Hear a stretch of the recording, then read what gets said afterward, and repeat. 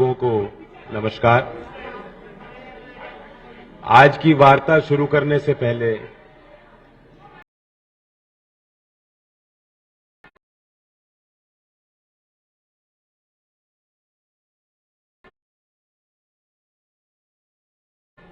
उपस्थित सभी समाजवादी पार्टी और राष्ट्रीय लोकदल गठबंधन के जिम्मेदार साथियों की ओर से, अखिलेश यादव जी की तरफ से, सभी उम्मीदवारों की तरफ से, जो हाल में बुलंदशहर में जो घटना घटित हुई है,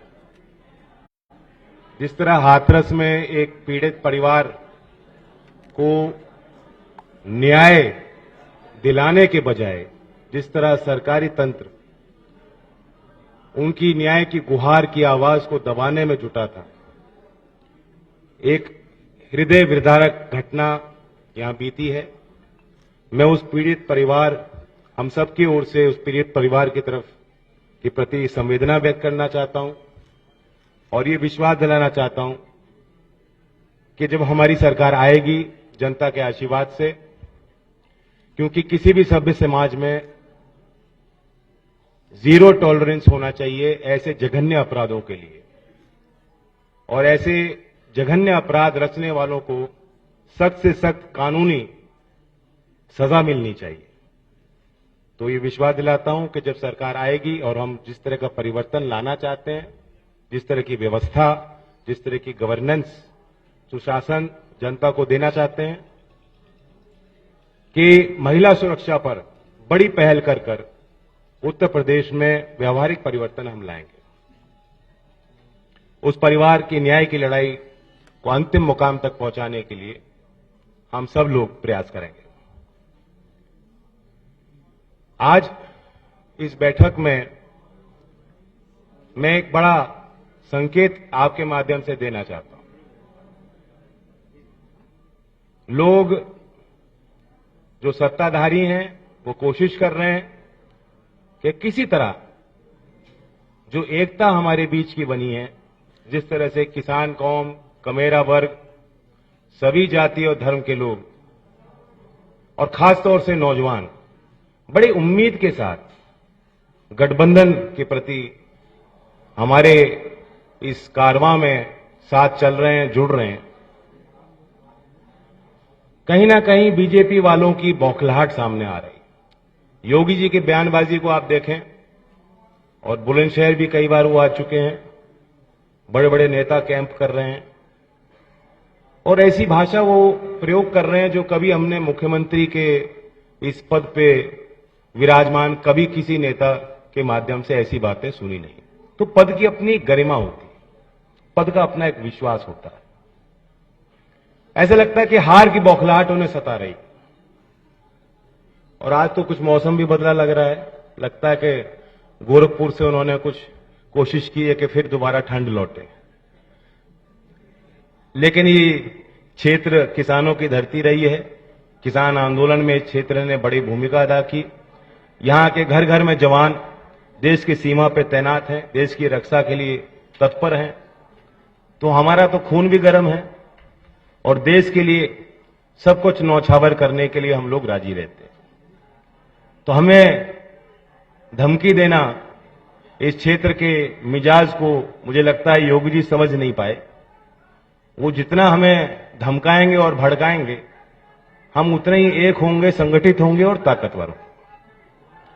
इस चुनाव का मुद्दा साफ है, नौजवानों को नौकरी दिलानी है, स्वास्थ्य, शिक्षा, जमीनी मुद्दे हैं, उनको लेकर हम लोग चल रहे हैं साथ। और बहुत अच्छी व्यवहार जो अखिलेश जी लगातार कर रहे हैं, हमने अपने घोषणा पत्र में शामिल किए हैं, उस पर भी अखिलेश जी बताएंगे। लेकिन सीधी सीधी बात है, किसानों को फैसला करना है और नौजवानों को फैसला करना है। ये वो सरकार है जिसने कीलें बिछाई, अवरोधक बनकर काम किया। ये वो सरकार है जो चुनाव के इसने बिल्कुल पूर्व संध्या पे भी जब बजट लाती है, किसानों के लिए कुछ नहीं। केंद्रीय बजट में आपने देखा होगा, अवलोकन किया होगा मध्यम वर्ग गरीब किसान के लिए इस पूरे बजट में कुछ नहीं। 34% तो नरेगा का बजट काट दिया। नरेगा वो योजना है जिसमें कम से कम कोविड के महामारी के दौरान जब लोग पलायन करके घर जा रहे थे, गांव जा रहे थे, कुछ ना कुछ आर्थिक सुरक्षा उनको दी गई, सहायता उनको दी गई, और 34% उस योजना का बजट काट दिया। एक भी बार वित्त मंत्री ने उस योजना का जिक्र अपने भाषण में नहीं किया। और शायद जब से निर्मला सीतारमण जी वित्त मंत्री बनी है, हालांकि उनका बजट भाषण जो है वो मुझे लगता है पीएमओ ज्यादा लिखता है, वो खुद तय नहीं करती। शायद जितने बजट भाषण दिए उन्होंने एक ही बार नरेगा योजना का जिक्र किया। तो उस गरीब वर्ग को उसके उत्थान के लिए हम फैसले लेगी और किसान को सम्मान मिले, सही समय पर भुगतान गन्ने की खेती कर रहे किसानों को मिले और कानून की व्यवस्था सख्त हो, इस ओर हमने बड़ा संकल्प लिया है। मैं फिर दोबारा स्वागत करता हूं अखिलेश जी का और मैं उनको आमंत्रित करता हूं कि आगे की जो है व्यवस्था वो देखें।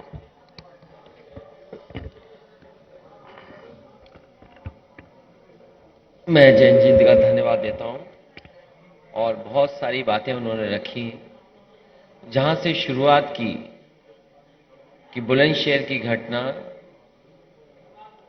आज पूरे उत्तर प्रदेश को चिंतित कर रही है और खासकर बेटियां, बहन ये सोच रही हैं कि लगातार सरकार ने ये कहा कि कोई भी बेटी अगर 12 बजे भी घूमना चाहेगी तो कहीं उसके साथ कोई घटना नहीं होगी। और सरकार के केवल मुख्यमंत्री नहीं बल्कि दिल्ली से गृह मंत्री से लेकर के जितने भी सरकार के लोग हैं, ये बताने में कहीं चूक नहीं कर रहे हैं कि कानून व्यवस्था आज उत्तर प्रदेश में सबसे आगे है। लेकिन लगातार जो घटनाएं हो रही हैं और आपके जिले में जो घटना हुई है वो हाथरस की घटना को याद दिलाता है। हाथरस की बहन के साथ जो हुआ, उसके परिवार के लोग चाहते थे कि अंतिम संस्कार उनकी मर्जी से हो जाए, लेकिन सरकार ने उसकी परवाह नहीं की। और वहीं बुलंदशहर में इतनी निंदनीय घटना हुई है, जघन्य अपराध हुआ है, अभी भी अपराधी घूम रहे हैं। अभी भी सरकार उस परिवार की मदद के लिए आगे नहीं आई है। दोषी कब पकड़े जाएंगे? हम यहां बैठे हमारे गठबंधन की तरफ से यही कहेंगे सरकार को कि दोषी जल्दी से जल्दी पकड़ें और कड़ी से कड़ी कार्रवाई हो। और जो सरकार आज मदद कर सकती है, सरकार मदद करने के लिए आगे आए। और जहां ये दावा करती है सरकार कि उसकी सरकार में बेटियां सुरक्षित हैं, कहीं कोई अपराध नहीं हो रहा है, कम से कम अब झूठ ना बोलना सरकार बंद कर दे। और अगर हम आंकड़े देखते हैं तो बड़े पैमाने पर ऐसी घटनाएं उत्तर प्रदेश में हो रही हैं और आंकड़ों में भी कई प्रदेशों को उत्तर प्रदेश ने पीछे छोड़ा हुआ है।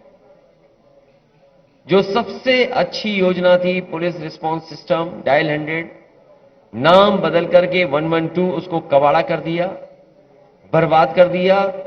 मैं आज भरोसा दिला सकता हूं, मैंने कल भी कहा कि पहले यह तय था कि 10 और 12, 15 मिनट में पुलिस पहुंच जाए मौके पर, और इसको धीमे धीमे और अच्छा करना था जिससे कि कम समय में पुलिस पहुंच जाए। समाजवादी सरकार और आरएलडी के गठबंधन की सरकार, सहयोगी दलों की सरकार बनती है तो भरोसा दिला सकते हैं कि चाहे गाड़ियां बढ़ानी पड़े और बेटियों बहन के लिए जिस तरीके से 1090 पावर वुमेन लाइन बनाई गई थी, अगर स्ट्रक्चरली चेंज करके बेटियों की सुरक्षा के लिए डायल 100, डायल 112 में ही कोई व्यवस्था करनी पड़ेगी तो की जाएगी। और वहीं गाड़ियों की संख्या विशेष बढ़ा करके सुरक्षा का माहौल बनाने का काम ये दोनों गठबंधन के लोग करेंगे। इधर मुख्यमंत्री जी की जो भाषा बदली है,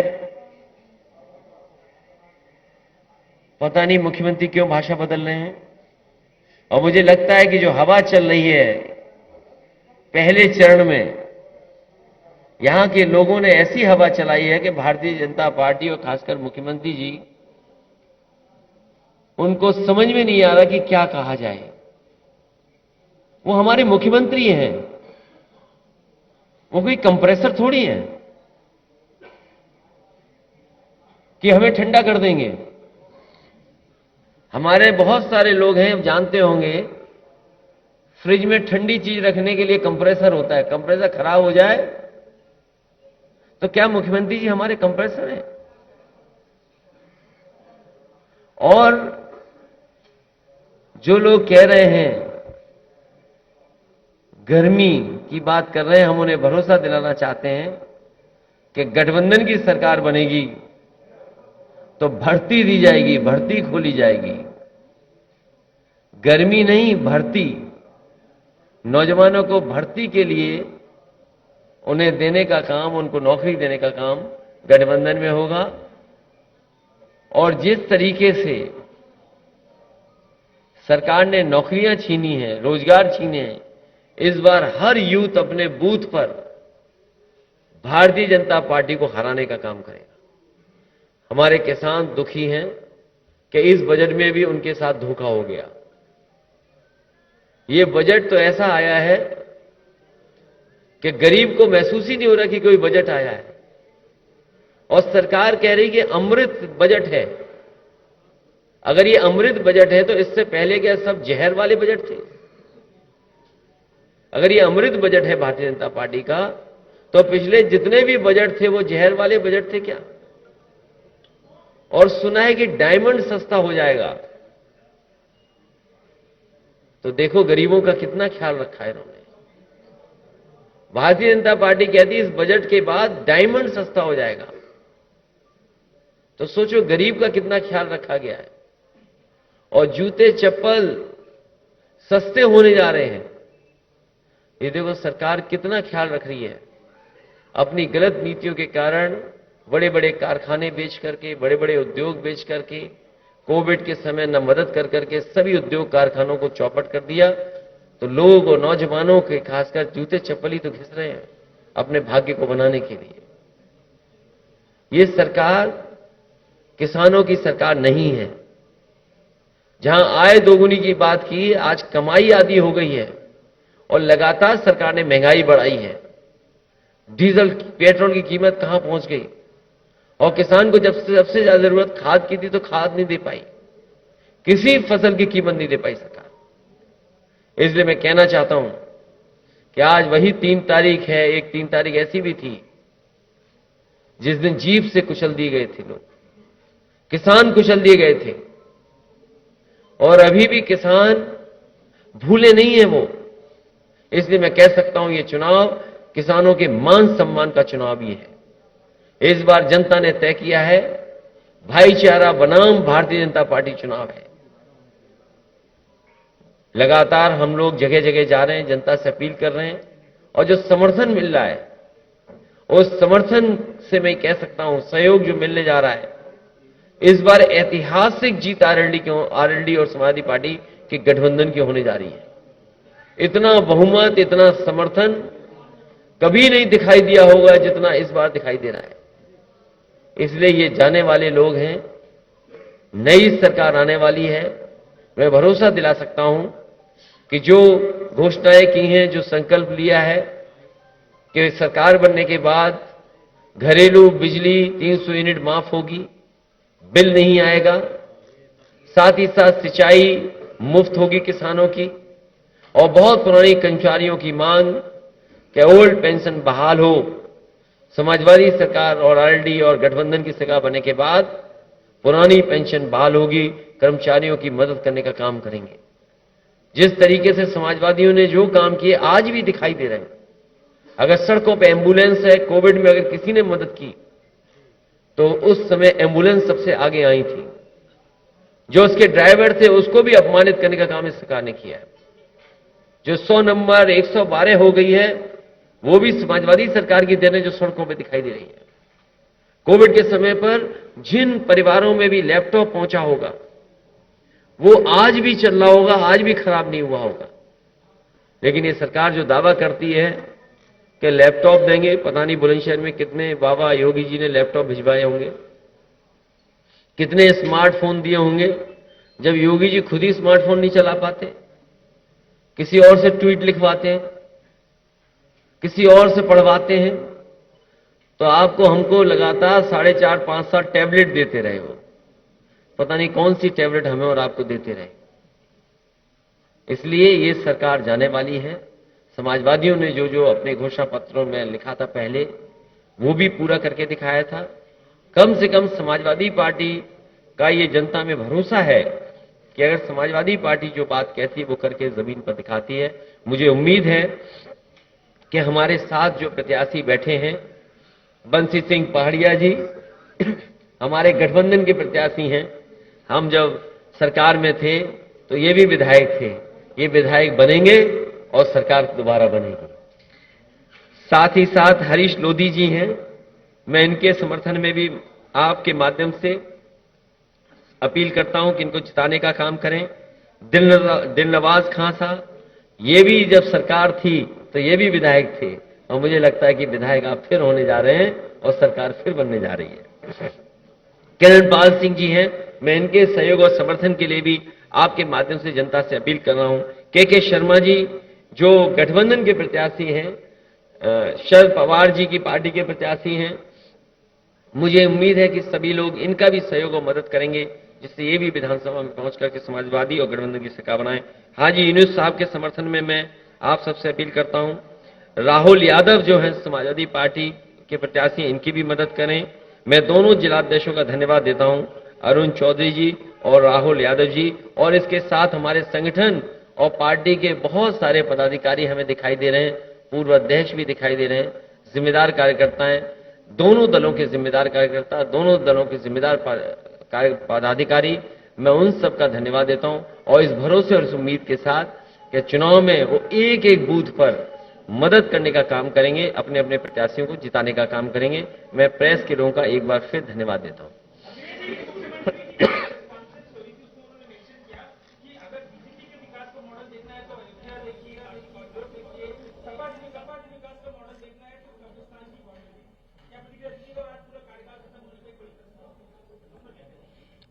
देखिए, जहां मुख्यमंत्री जी रहते हैं और अभी तक जितने भी उद्घाटन किए, और मुख्यमंत्री जी इतने समझदार हैं कि बड़ी बड़ी योजनाओं परियोजनाओं के लिए वो दिल्ली से कैंची मंगाते थे और खुद फीता लेकर के खड़े हो जाते थे। इस सरकार का, मौजूद सरकार का सबसे बड़ा प्रोजेक्ट अगर सरकार के बजट का हम माने तो वो पूर्वांचल एक्सप्रेसवे है। समाजवादियों का विजन नहीं होता तो शायद ऐसा एक्सप्रेसवे उत्तर प्रदेश को नहीं मिलता। मैं राइडिंग क्वालिटी देख करके आ रहा हूं, पेरिफेरल रोड की भी और एनएचआई की बनी हुई सड़क का भी। आप उन एक्सप्रेसवेज पर चलें और 120 की रफ्तार से चलें, हाथ में कप ले लें, चाय पीते हुए चले जाएंगे। लेकिन अगर आप यहां के जो बने हुए भारतीय जनता पार्टी के सड़कें हैं, इनकी राइडिंग क्वालिटी ऐसी है कि अगर आप 40 से ऊपर 60 गए नहीं कि आपका पेट दर्द और कमर दर्द हो जाएगा। जहां पर मुख्यमंत्री जी बैठते हैं वो लोक भवन समाजवादियों का बनवाया हुआ है। जिस सोफे में वो तस्वीर आती है कभी कभी, वो समाजवादी सरकार का खरीदा हुआ है। जिस हेलीकॉप्टर से वो उत्तर प्रदेश का बहुत दौरा करते थे, वो समाजवादी सरकार में लिया गया है। जिस गाड़ी में वो लखनऊ में चलते हैं, जो आर्मर्ड है, उसको भी समाजवादी सरकार में लिया हुआ है। वो दिन रात समाजवादी मॉडल को ही देखते हैं, उनके पास कोई मॉडल नहीं है। जो गुजराती मॉडल था वो धोखा का मॉडल था, वो भ्रम का मॉडल था। लोगों ने देखा जब विज्ञापन आया जेवर के एयरपोर्ट का तो चीन का एयरपोर्ट की तस्वीर थी। फ्लाईओवर दिखाना था तो बंगाल का फ्लाईओवर दिखाया, कारखाना दिखाना पड़ा तो अमेरिका से कारखाना ले आए। तो इनसे ज्यादा झूठ कोई बोल नहीं सकता। और इस बार मैं कह सकता हूं कि बुल और बुलडोजर का उत्तर प्रदेश से पता नहीं लगेगा।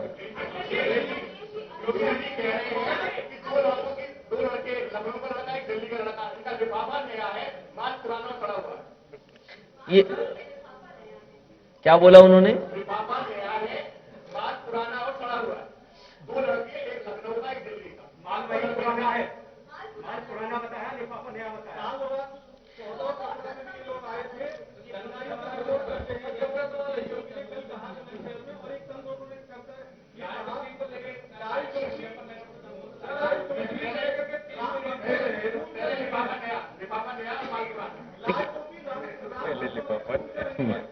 देखिए, मुख्यमंत्री जी कुछ भी कह सकते हैं, जिनको भारतीय जनता पार्टी ने पैदल कर दिया, किसने नहीं देखा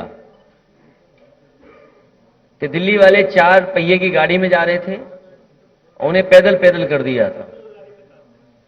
और ये भारतीय जनता पार्टी के सदस्य नहीं है, टिकट मांग रहे थे। एक बात तो तय है, इस बार बाबा मुख्यमंत्री जी नहीं बनने जा रहे हैं। उन्हें अपनी चिंता करनी चाहिए। हम 2 नौजवान वो लोग हैं जिनको विरासत में किसानों की लड़ाई मिली है। हम लोग किसानों का संघर्ष कर रहे हैं। आप चौधरी चरण सिंह जी की विरासत को आगे बढ़ाना चाहते हैं, वो इसलिए कि किसान की अगर किसी ने लड़ाई सबसे पहले लड़ी तो चौधरी चरण सिंह जी ने। उन्हें आर्थिक रूप से कैसे मजबूत करें। और फिर हम समाजवादी लोग हैं, आप आरएलडी हैं, उन्हें दुख इसी बात का है कि दोनों साथ क्यों हैं, दोनों उनका सुपड़ा साफ कर रहे हैं। जिस इलाके से उन्हें बहुत घमंड था, उस इलाके में इस बार भारतीय जनता पार्टी का सफाया होने जा रहा है। सर, बजट को समझाने के लिए अब सांसद जाएंगे घर घर, तो बजट इस बार का कितना हार्ड हो गया, क्या घर घर जाने की जरूरत नहीं, अगर डायमंड सस्ता हो जाएगा तो देखिए किसानों के लिए कितनी बड़ी बात की, गरीबों के लिए कितनी बड़ी बात की। डायमंड सस्ता, जो बजट दिल्ली का जाने कितने लाख करोड़ का पास हुआ हो, बुलंदशहर के किसी किसान को खाद नहीं मिली, तो काहे का बजट है वो? भूस की दीवार बना रहे हैं। हाँ? भूस की दीवार। हाँ, उसमें।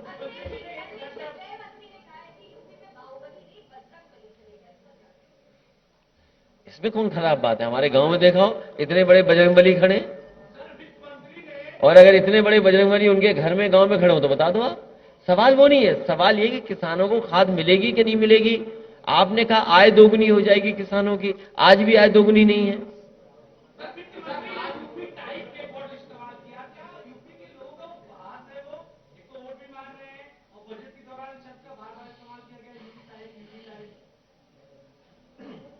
वो यूपी कम घूमी है, यूपी बहुत बड़ा प्रदेश है।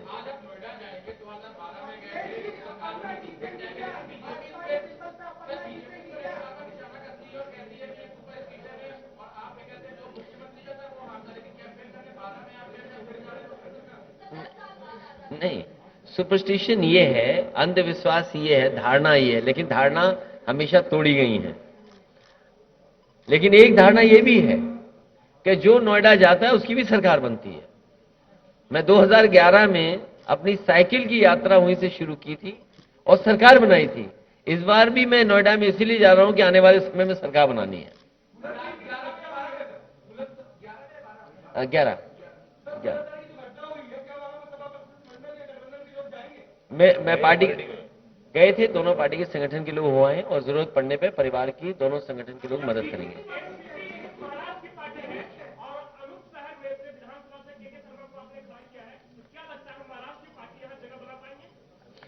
ये गठबंधन के प्रत्याशी हैं, समाजवादी पार्टी, आरएलडी और एनसीपी के प्रत्याशी हैं। जगह नहीं, जीत के जा रहे हैं।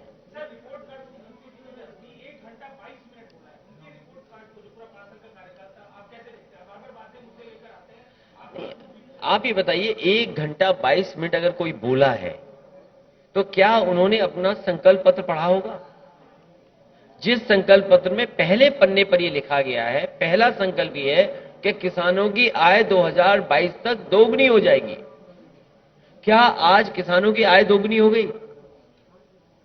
जो लाखों लाख परिवार परेशान हुए लॉकडाउन के समय पर, पैदल पैदल चल करके गए, इसी सड़क से न जाने कितने मजदूर चले गए होंगे, घर पहुंचे होंगे।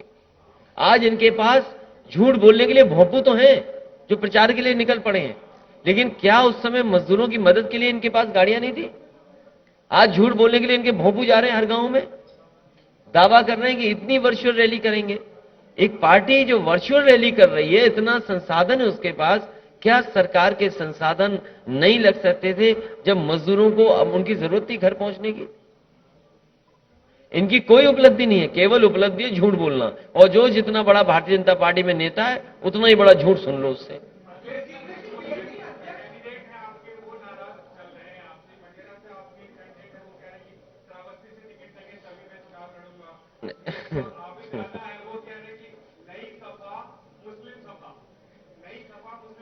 देखिए, ए के बारे में तो मैं कह सकता हूं, थोड़ा दूर भेज दिया उन्हें। वो चाहते हैं करीब में चुनाव लड़ लें, वो विचार करेगी पार्टी। टिकट तो नहीं काटी उनकी। सर, आपकी पार्टी को योगी जी तमंचावादी पार्टी कहती है और साथ ही ये कहती है अलीगढ़ में हम डिफेंस कॉरिडोर बना रहे हैं और वहां का जो तोप का गोला छूटेगा वो सीधा पाकिस्तान में बर्बादी करेगा और हिंदुस्तान को उसमें खुशहाली आएगी। तो कैसी खुशहाली आएगी? क्या किसने कहा? किसने? योगी जी ने कहा था कि हम अरे तुम उनकी बात मान ली है कि तोप बन गई? अरे भाई पत्रकार साथी, योगी जी की बात मानने लगोगे तो न जाने कहां चले जाओगे तुम। उन्होंने कहा तोप बनेगी, बन गई क्या अलीगढ़ में तोप? हमारे यहां कह रहे थे झांसी में मिसाइल बनेगी। झांसी वाले आज भी इंतजार कर रहे हैं कि मिसाइल कब बनेगी। जमीन ले ली, बाउंड्री, जमीन नहीं ली गई, बाउंड्री तक नहीं बनी, और आप इनकी बातों का भरोसा मान रहे हो। अरे इनसे कहो कि भाई बुल हटा दो सड़क से। मिसाल के तौर पे बन गई और वहां तोप का गोला छूट गया, तो खुशहाली कैसे इंडिया में आएगी ये बताइए। उनका क्या मानना है? तुम क्यों उनकी बातों को मान रहे हो? आप इनकी बातों को मत मानिए। अरे गठबंधन ही तो सहयोग है एक दूसरे का। नहीं, इसके अलावा जरूरत नहीं पड़ेगी।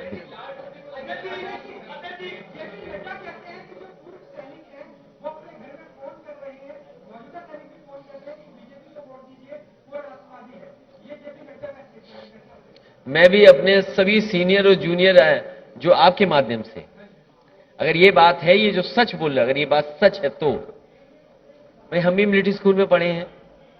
हमारे परिवार के लोग भी, यहां खड़े हुए लोग, समाजवादियों के बहुत सारे परिवार के लोग भी फौज में होंगे। और इसी जिले में, अच्छा हुआ आपने सवाल पूछ लिया, इसी जिले में एक को वो योगेंद्र यादव, और योगेंद्र यादव को सबसे बड़ा अवार्ड मिला था। उनके गांव में मैंने 100 बेड का हॉस्पिटल दिया था। चलो, जो हमने कार्रवाई की, घोषणा की सरकार के समय पर, इस भारतीय जनता पार्टी से पूछो, जो कारगिल के समय पर जो उसने जोखिम उठाया, जिसकी वजह से देश का सबसे बड़ा सम्मान मिला उन्हें, उनके गांव का अस्पताल क्यों रोक दिया उन्होंने? और हम तो खुद ही मिलिट्री स्कूल के पढ़े हैं। अगर नड्डा जी वोट मांग रहे हैं तो हम भी अपने सीनियर, जूनियर और जितने भी हमारी पार्टी के लोग हैं, उन फौजियों को, परिवारों से हम भी कहेंगे हमारी मदद करो। असली देशभक्त हम लोग बैठे हैं। जो नफरत फैलाएं, जो खाई पैदा करें, वो देशभक्त कैसे हो सकते हैं? जो समाज में झगड़ा कराएं, वो भेदभाव की नजर से देखें।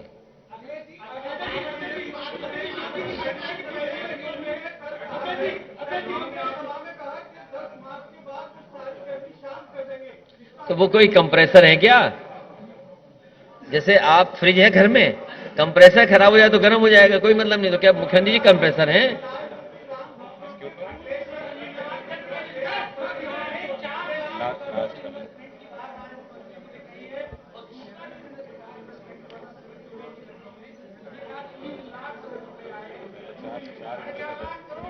देखिए, ये तीन आना का झूठ या 2 आने का झूठ कहावत है। ये तो 3 लाख करोड़ का झूठ बोल दिया।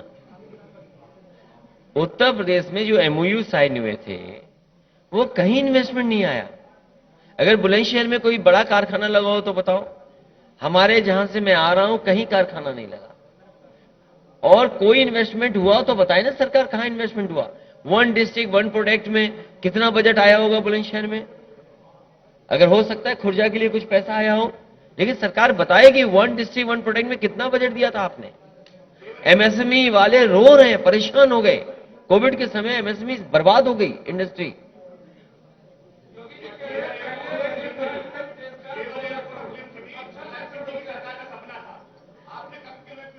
नहीं, हाँ, ये मैं इस पत्रकार साथी का धन्यवाद देता हूं कि इन्होंने जो बात की है, जेवर बहुत पुरानी परियोजना है। समय पे सरकारें आई, उन्होंने उस परियोजना को आगे बढ़ाया और बीच में बहुजन समाज पार्टी की सरकार उस समय भी बहुत आगे बढ़ा। जब समाजवादी सरकार पिछली थी तो जो एनओसी मिला है, मैंने 3 एयरपोर्ट की एनओसी मांगी थी कि इंटरनेशनल एयरपोर्ट बनाए जाएं। एक हिरणगांव फिरोजाबाद में जो आगरा के लिए था एनओसी, दूसरा क्योंकि वो जेवर का और इसका मांग रहे थे तो मैंने सैफई का भी दिया कि अगर इंटरनेशनल एयरपोर्ट बनाना चाहते हैं आप, तो ना हिरणगांव उन्होंने दिया। जो एनओसी मिला है वो समाजवादी सरकार के समय पे ही एनओसी मिला, और अगर एनओसी दे दिए गए होते तो शायद उत्तर प्रदेश में और एयरपोर्ट बन गए होते।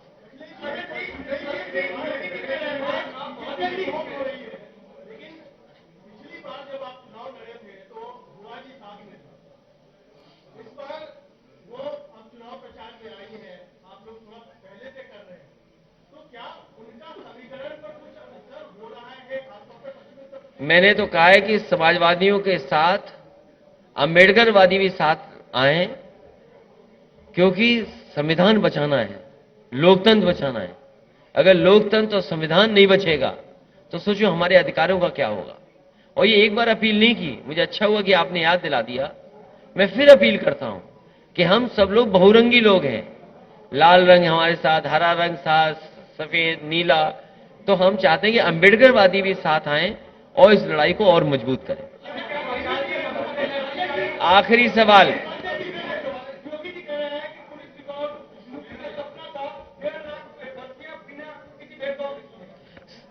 आने वाले समय में भर्तियां और बड़े पैमाने पर होंगी।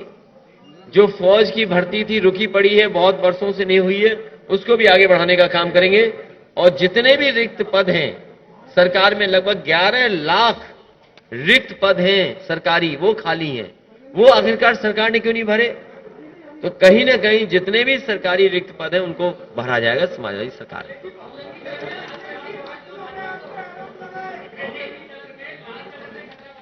एक रंगी को हटाना है, नहीं जातिवाद नहीं, मुद्दा आज भी गरीबी, बेरोजगारी, महंगाई है। बहुत स्वागत आपका, और कोरोना का पालन करेंगे।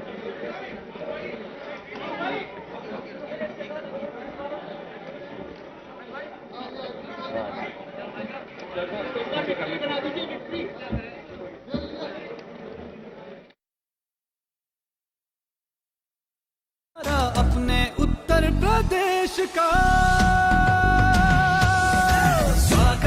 स्वागत है 10 मार्च को अखिलेश का, स्वागत है 10 मार्च को अखिलेश का, स्वागत है 10 मार्च को अखिलेश का, स्वागत है 10 मार्च को